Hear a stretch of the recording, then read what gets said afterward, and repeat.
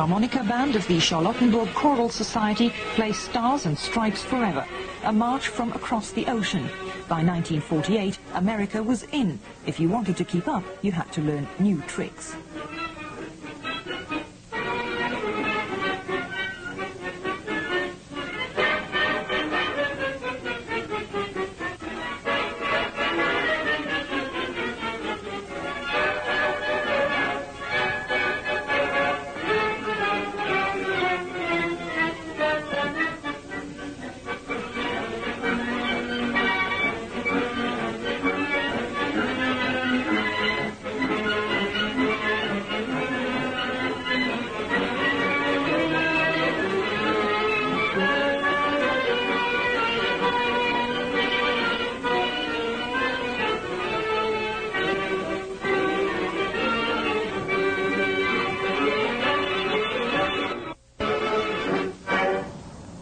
Spring 1945. The German Reich is in ruins. Whilst the United States Army was occupying the western part of Germany, the American public was wondering what to do with the defeated country. To this end, the country was to be denazified, demilitarized and deindustrialized. At Allied conferences, the Americans pressed for the establishment of a democratic Germany. And the Germans, they said, should be trained in American-style democracy. Re-education, that was the watchword. Under American tuition, Germany was to learn the basic principles of democratic society. In the confusion of the immediate post-war period, ordinary Germans had other worries. They were numb with despair, helpless and lethargic, a traumatized people living among ruins. Millions were fleeing from the east to the west. Millions were searching for their families, for food, for somewhere to live. Millions with no work and no money. By the end of the war, 80% of all adult males were soldiers or prisoners of war. Hundreds of thousands were in field hospitals. 60% of the people were on the move. 40% of the men were being held prisoner outside Germany.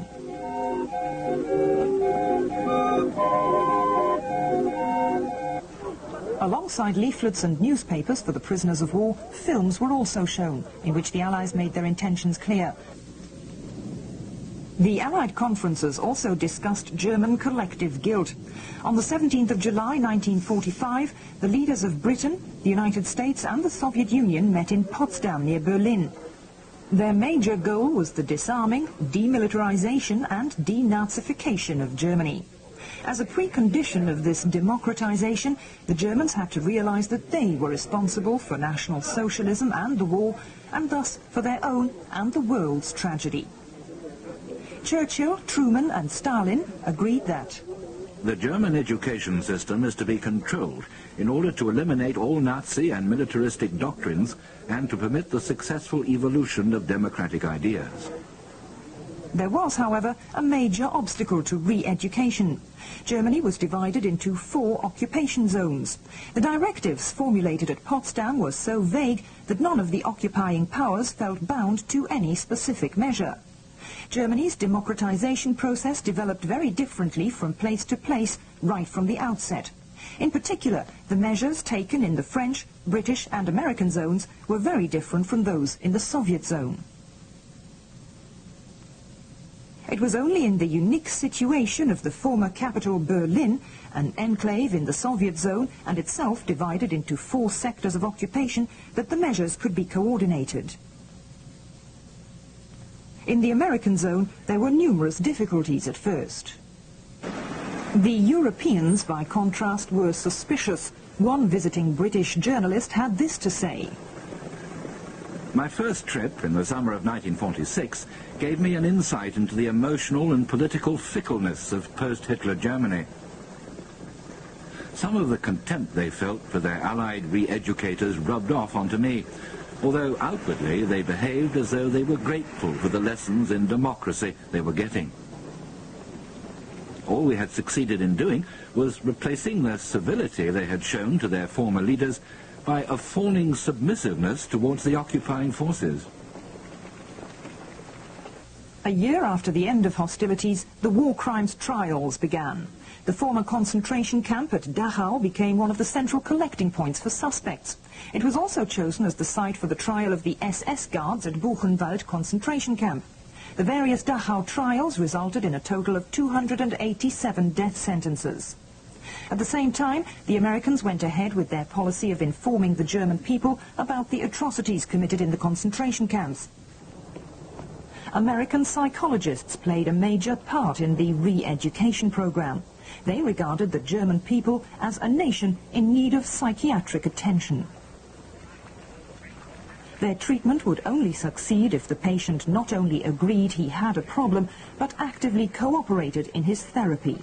A sense of guilt, it was thought, would encourage this process.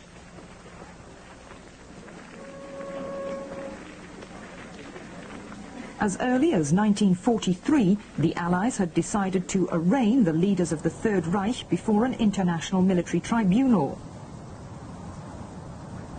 It was decided to hold their trial in Nuremberg, whose palace of justice had survived the massive air raids. Strict security measures were taken to avoid any disruption.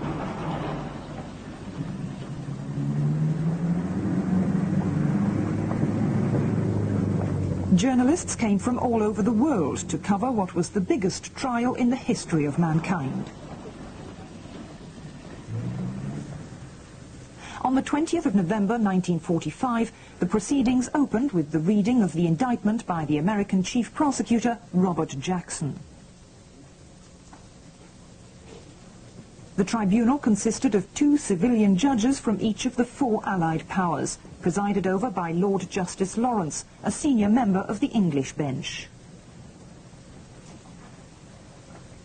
The trial of the 24 accused lasted 218 days. By the time it had finished, the transcript ran to 4 million words and 16,000 pages. Again, the daily reports from the courtroom were designed to open the eyes of the German people to the crimes of the Nazi regime. And yet, most Germans acknowledged no more guilt than did the accused in their closing speeches at Nuremberg. One important instrument was the press. The newspapers published by the military government were instructed by General Eisenhower to encourage the Germans to set up a stable and peaceful administration and to explain the policy of the occupying forces. Soon the licensed press appeared, as it was called. Germans untainted by Nazism were granted licenses to publish newspapers.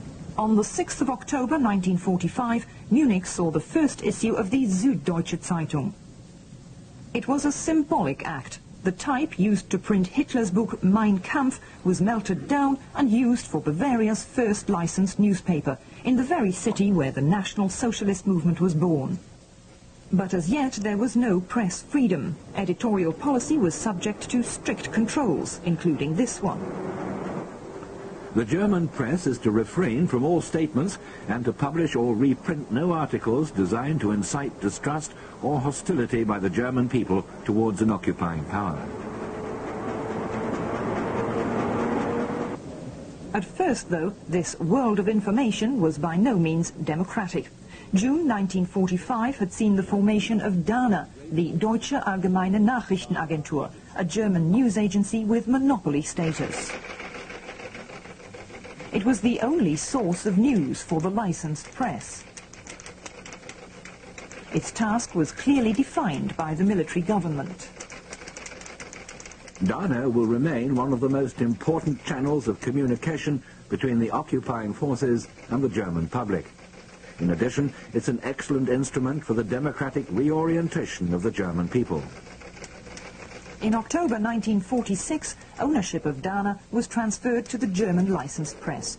From then on, it was staffed by German journalists, but all appointments were still made by the military authorities.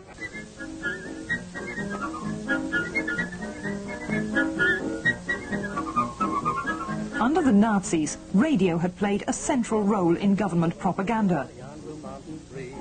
It was also the ideal medium for political re-education. Every Sunday morning, dear, when I am by your side, we'll hop into the wagon and off we will ride.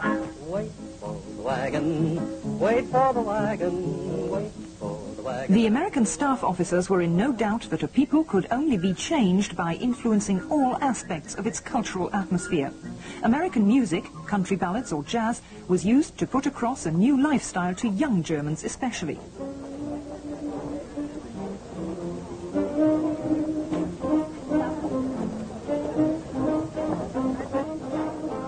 GIs, arm in arm with German Fräuleins, were now a common sight on the streets of the ruined cities.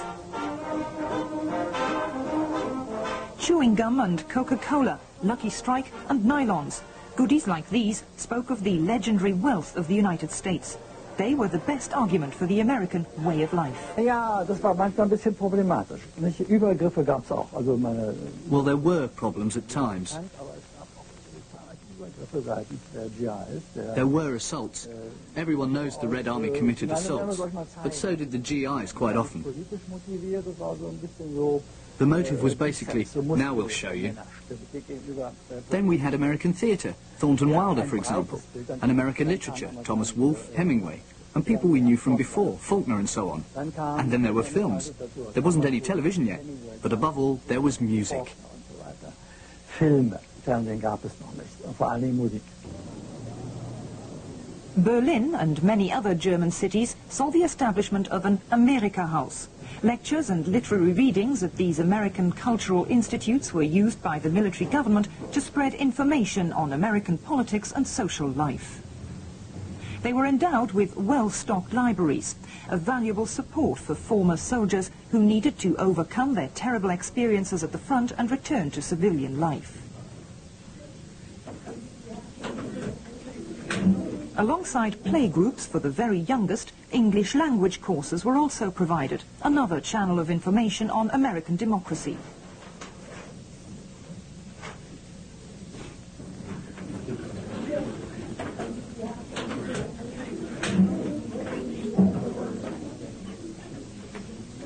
In the local school, American geography and English soon became the most important subjects.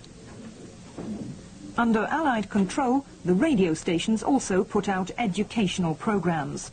Radio Munich was the first to have a regular schools broadcast. Verlaufen, alle aneinandergereiht, die Länge von 2500 Kilometer erreichen. Den entscheidenden Einfluss hatte sicherlich The denazification of school and university teachers doubtless had an indirect but decisive influence. Man hat also in die Schulen und in die Hochschulen A new kind of teacher was brought into the classrooms and lecture halls. Someone whose methods and materials came from America via the prisoner of war camps. The so-called camp universities run by the Americans had a considerable influence. Die Lageruniversitäten der Amerikaner waren sicher von einem großen Einfluss. The demand for re-education, for the Germans to rediscover the humanistic values of their culture, had been raised by influential German exiles in the United States as early as 1939.